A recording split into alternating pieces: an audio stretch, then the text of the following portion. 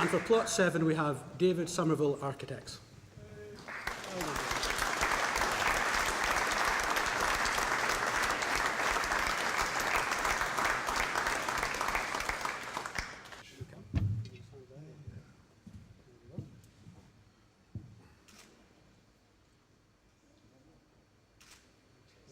Right, thank you. Yeah. Fairly modest house, 5-person, 3-bedroomed house. The design basically comes from 2 simple ideas. A wall that goes around the site to protect the site, the house, the garden, and it's a very urban, sort of robust quality to it. And then the house itself is designed around a central 2-volume or 2-story living space. We have a site that faces onto 2 major public spaces and a mews lane at the back. And there's only one boundary that effectively goes on to another house. So our main concerns were issues of privacy and issues of security and things like that. The other thing we wanted to explore was the notion of building a house round a central living space, with the rooms opening off the living space rather than off the corridor.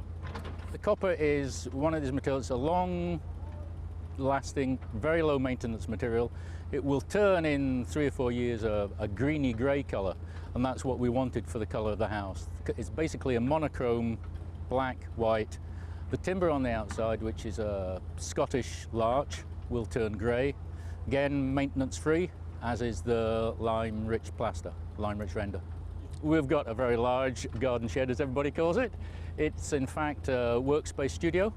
It's been designed deliberately to be more than just a garden shed. It can be used as an office, it can be used as a studio, it can be used as whatever you want really. And again, it relates so you can see down the mews, and it's private on the inside, but there's a lot of light gets into it.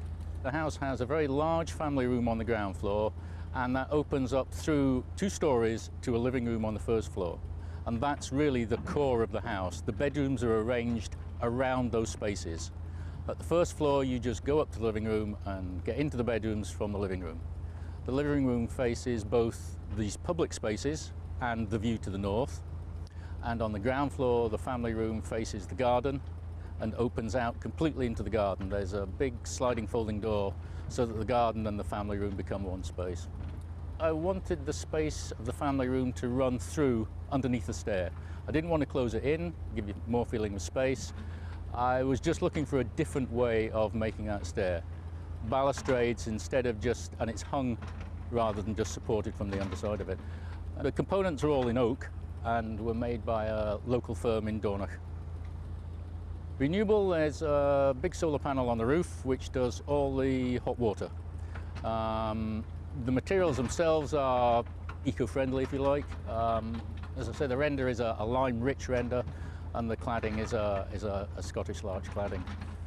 The construction of the house revolves around making walls that collect heat during the day.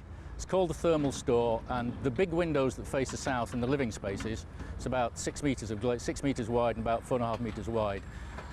It's what you would call a passive solar house. It collects the sun during the day.